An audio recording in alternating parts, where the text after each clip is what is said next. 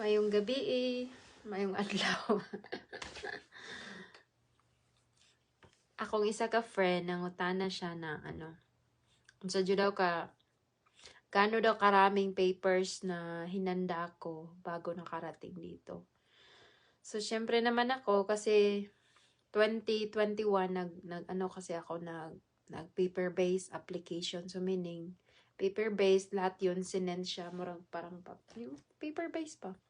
But then naabutan ako ng quota sa 2021 kaya nag-submit uli ako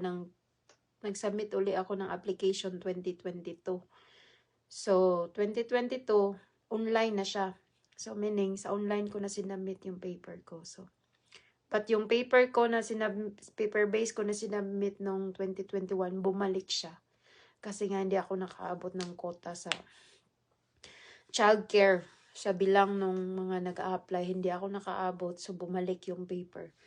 So, ito siya guys. Tingnan mo, naka-FedEx pa to. Naka-address siya sa Case Processing Center sa, sa to? Immigration ba? Sa IRCC. Naka-address to sa IRCC. Tapos, ganito siya kakapal. Tingnan mo. Para siyang research paper. Diba? Kapal-kapal.